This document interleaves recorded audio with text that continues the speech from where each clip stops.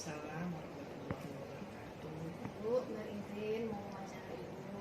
Ya, silakan. Adalah tugas demonstrasi kontekstual modul 3.1 tentang pengambilan keputusan sebagai pemimpin. Jadi mohon waktunya Bu, minta maaf kalau mengganggu waktu Ibu. Jadi gini Bu, sebagai kepala sekolah di SMP Negeri ini tentu ada banyak keputusan-keputusan yang selama ini Ibu ambil, apakah itu etika ataupun juga moral. Jadi kira-kira Bu, nggak pengen tahu bagaimana Ibu mengidentifikasi kasus yang merupakan dilema etika atau kedudukan moral selama ini. Maka Ibu akan menjawabnya. Bagaimana cara Ibu mengidentifikasi kasus-kasus yang merupakan yang mana dikatakan dilema etika, kemudian satu lagi adalah rujukan moral, di mana dalam dilema etika kita harus memilih kasusnya seperti apa. Apakah itu termasuk kasus yang berat, sedang, atau ringan, dan cara mengatasinya juga berbeda-beda. Bukan tidak dapat diselesaikan jika yang namanya kasusnya berat, tapi semua itu bisa kita kompromikan, kita bekerja sama. Tidak hanya Ibu sendiri yang memberikan keputusan, ada beberapa stakeholder yang ada di sekolah ini akan kita libatkan. Kemudian untuk rujukan moral ini mungkin berkaitan dengan peraturan yang sudah berlaku ya. Jadi kita tetap merujuk pada peraturan yang sudah berlaku, walaupun nanti dalam kenyataannya, dalam kenyataan sehari-harinya mungkin kalau dilihat orang ini tidak sesuai dengan peraturan yang berlaku, tetapi itu merujuknya ke sana. Jadi tidak semua permasalahan atau kegiatan yang kita laksanakan mentah-mentahnya itu peraturan yang seperti yang tertulis, tapi yang penting program yang kita jalankan itu merujuk ke peraturan yang sedang kita laksanakan atau peraturan yang berlaku pada saat itu.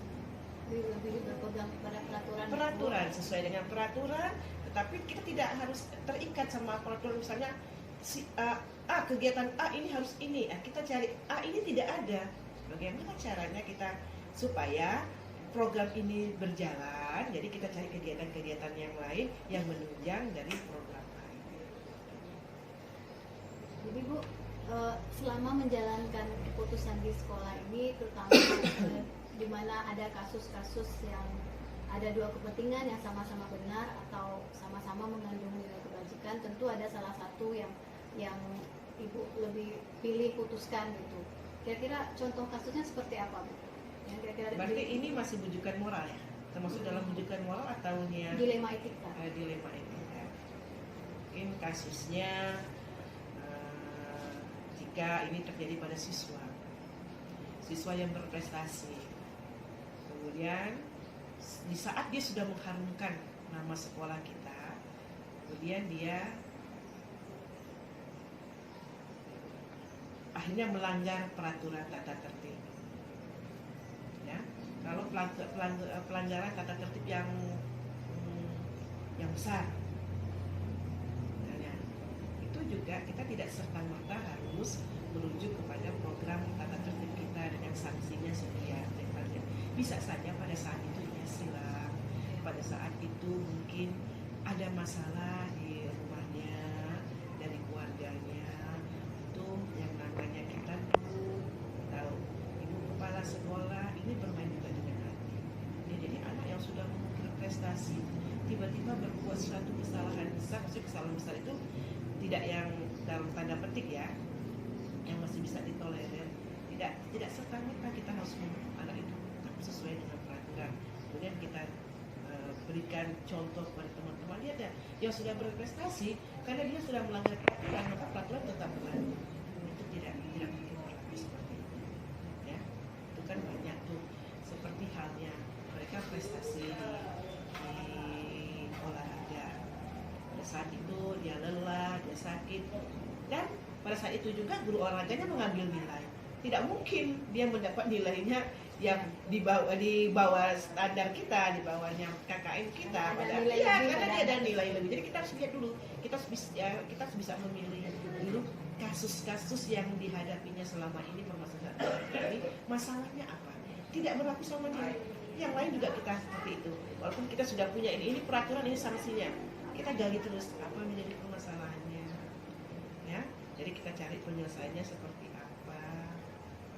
Ya, apalagi kalau anak SMP itu biasanya itu anak yang baru mulai tumbuh remaja, masih labil. Jadi guru kita harus pandai tarik ulur pada siswa tersebut.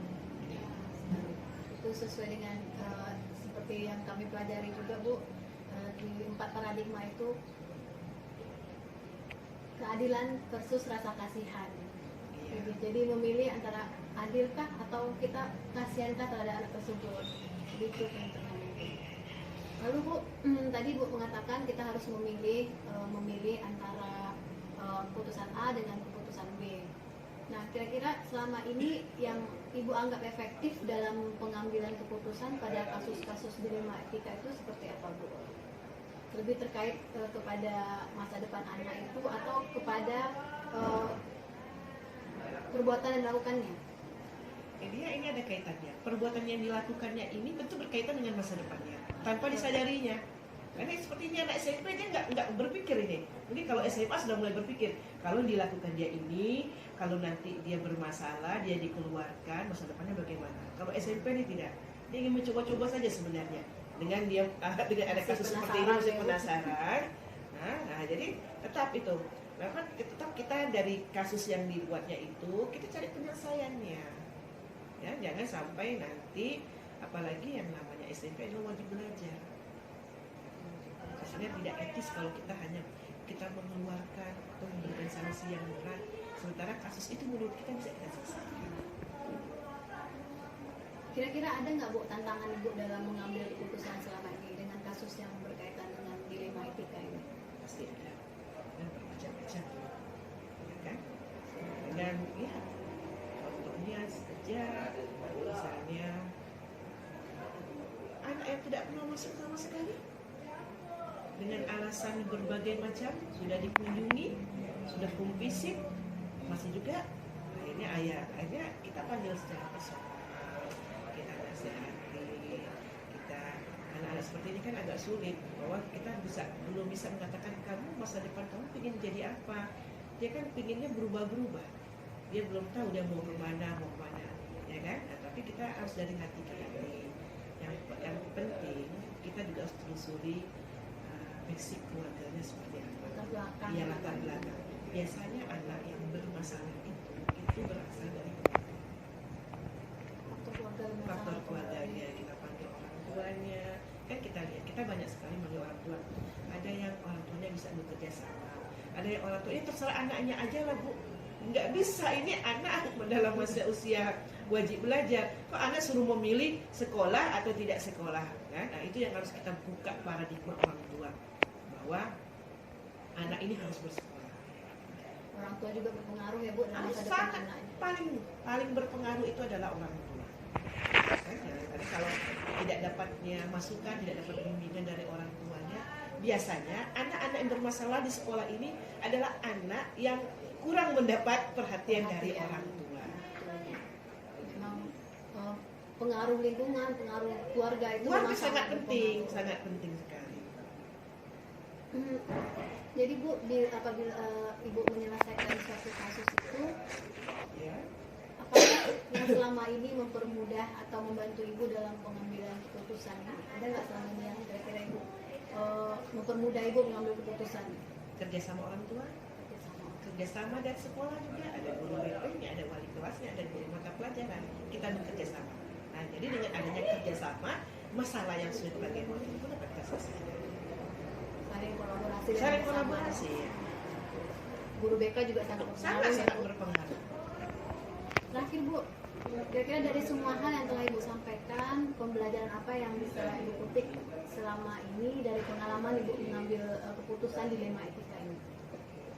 Dalam keputusan dilema etika ini, berarti kan kita harus memilih di antara dua pilihan yang menurut kita ini benar, ini tidak berbenturan dengan peraturan, ya kan? Tidak saling bertentangan. Tidak saling bertentangan. Jadi sekali lagi memang tata tertib ini kita buat dan kita sosialisasikan kepada siswa itu sebagai rambu-rambu.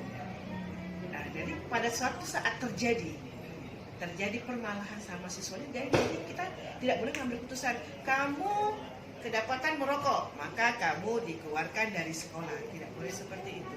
Kita harus menggali lagi kan, penyebabnya itu apa, dari mana sumbernya, siapa yang memberi dia ingin coba-coba. Nah, jadi kita lihat dari kasus yang kecil-kecilnya, kemudian nanti kita tarik oh ini rupanya kesimpulannya ini seperti ini. Kalau memang sudah berkali-kali, nah, kita tidak wajib mengeluarkan anak. Kita menyarankan anak, mungkin kamu sudah tidak cocok lagi di sini. Tata tertib di sini mungkin terlalu berat.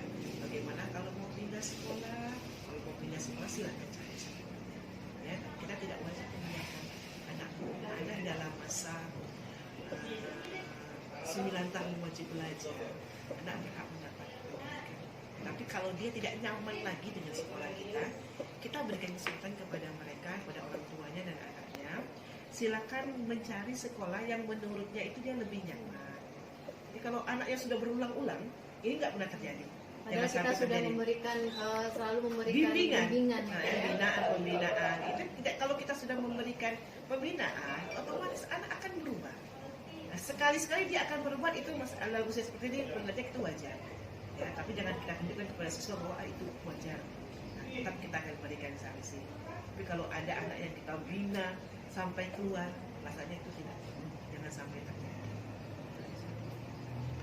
Baik Bu, saya rasa cukup sekian wawancara yang melakukan pada pagi hari ini. Terima kasih atas jawaban dari Ibu dengan waktu luangnya.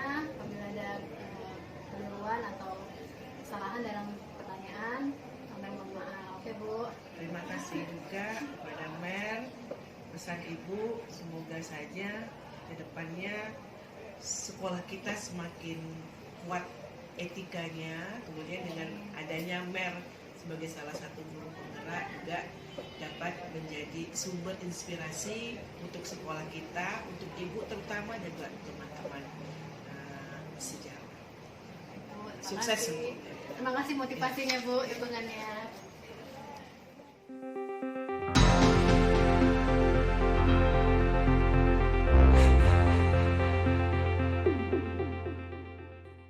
Assalamualaikum warahmatullahi wabarakatuh Bu Rama. Waalaikumsalam warahmatullahi wabarakatuh. Alhamdulillah sehat Bu. Ibu apa kabar Bu? Oke Bu, terima kasih atas waktu yang sudah Ibu berikan. Di sini Mer akan mewawancarai Ibu untuk beberapa pertanyaan sebagai tugas modul 3.1 pengambilan keputusan sebagai kepala sekolah. Terima kasih atas waktunya sebelumnya ya Bu. Baik Bu, pertanyaan pertama. Selama ini Ibu kira-kira bagaimana cara Ibu mengidentifikasi kasus yang berupa dilema etika atau bujukan moral di sekolah ini? Untuk mengidentifikasi kasus, pastinya kita harus melihat kasus itu sendiri dulu ya. Kira-kira kasus apa yang sedang terjadi saat ini. Kira-kira kasusnya berkaitan dengan apa Bu? Yang pernah terjadi di sekolah ini? Kalau yang dilema etika itu seperti siswa membawa motor di sekolah. Nah, berdasarkan aturan undang-undang, kan harusnya anak SMP tidak boleh membawa motor, harus membawa kendaraan. Tapi ya karena kondisi dan situasi yang tidak bisa dielak, jadi anak-anak itu harus terpaksa gitu membawa. Karena kalau mereka tidak dengan kondisi yang rumahnya mungkin di kebun, jauh dari transportasi umum, sementara mereka harus datang ke sekolah. Kalau mereka tidak membawa motor, mungkin tidak sampai ke sekolah. Kemudian dilemanya lagi, orang tuanya itu juga sibuk bekerja, jadi tidak bisa mengantar jemput. Kalau itu dilarang, maka akhirnya anak tidak sekolah. Jadi dilemanya di sini apabila sekolah betul-betul menerapkan peraturan, anak tidak boleh bawa motor, nanti akibatnya anak itu tidak akan bersekolah ya Bu, jadi akan merugikan diri anak juga. Jadi yang itu dilemanya sebagai kepala sekolah itu ya Bu. Oke. Nah kira-kira Bu, hal-hal apa saja yang selama ini Ibu anggap efektif dalam pengambilan keputusan pada kasus-kasus dilema etika ini? Yang dianggap efektif ya kita ini dulu kesepakatan dulu, membuat kesepakatan dulu, kita membuat pertemuan dengan orang tua, kemudian kita kesepakatannya seperti apa. Kalau memang orang tuanya juga nggak bisa juga ngantar segala konsekuensinya, maka kita tetapkan bahwa jika mereka terpaksa dia harus membawa motor, maka segala risiko juga harus ditanggung oleh orang tuanya. Berarti ada pengecualian bagi anak yang memang harus membawa motor, tetapi resiko ditanggung oleh mereka sendiri ya Bu. Dan nanti mungkin orang tua tidak menyalahkan sekolah gitu ya nanti ya. Kira-kira Bu, apa sih tantangan yang Ibu hadapi selama mengambil keputusan tersebut?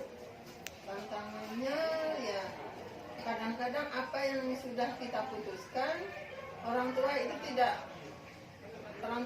kadang-kadang tidak tidak konsekuen ya, tidak konsekuen. Jadi mereka hanya menyalahkan anaknya di sekolah itu seutuhnya gitu. Maunya dia baik tapi dia tidak mau diajak bekerja sama secara baik untuk kebaikan anaknya. Menyerahkan dua-dua anaknya tanpa ada kerjasama ya Bu. Oke. Nah, apakah Ibu selama menjadi kepala sekolah dalam menyelesaikan sebuah kasus dilema etika ini ada waktu-waktu tertentu untuk menyelesaikannya atau diselesaikan secara langsung? Waktu-waktu tertentu itu ya tergantung kasusnya ya. Kalau kasusnya itu memang harus segera diselesaikan ya secepat mungkin lah kita menyelesaikannya gitu, supaya tidak berlarut-larut dan tidak melakukan kemana-mana. Semakin cepat selesai semakin clear urusannya Bu ya, jadi kasusnya bisa teratasi dengan baik. Jadi Bu, kira-kira selama Ibu mengambil keputusan itu ada nggak yang membantu Ibu atau dalam pengambilan keputusan dilema etika ini? Ada kan tentunya pasti diwakili Ibu ya. Sebelum kita membuat suatu keputusan pasti utamanya kita rapat dulu, musyawarah, kita mengkaji baik buruknya, kemudian mengkaji manfaat dan mudaratnya. Nanti dari kesepakatan itu kira-kira apa yang bisa kita putuskan untuk menjadi penyelesaian suatu masalah. Jadi memang sebelum memutuskan itu perlu dikaji dulu ya Bu, apakah manfaatnya banyak ataupun mudaratnya itu bagaimana, dan putusannya itu berdasarkan hasil diskusi dengan wakil-wakil juga Ibu, tidak langsung diputuskan pada saat itu. Dan terakhir nih Bu, dari semua hal yang telah Ibu sampaikan, kira-kira pembelajaran apa yang Ibu petik dari pengambilan keputusan yang Ibu lakukan selama ini? Dari segala sesuatu masalah tidak ada yang tidak bisa diselesaikan, pasti bisa diselesaikan. Tentu saja kalau penyelesaiannya itu pasti kita menimbang dan mengkaji dulu sebelum kita mengambil keputusan. Tapi itu apabila memang banyak manfaatnya, maka itulah keputusan yang terbaik yang harus kita ambil. Sama-sama menentukan semua pihak. Baik Bu Rahma, terima kasih atas waktu yang sudah Ibu berikan. Mungkin cukup sekian wawancara dari Mer. Mohon maaf apabila mungkin mengganggu waktu Ibu. Sebelum-sebelumnya, terima kasih Bu. Mudah-mudahan sukses Mohon doanya. agen perubahan. Amin, amin. Terima kasih Bu. Oke, demikian wawancara saya bersama Ibu Rahmawati, Kepala Sekolah SMP Negeri 7 Tanjung Pinang. Terima kasih. Assalamualaikum warahmatullahi wabarakatuh.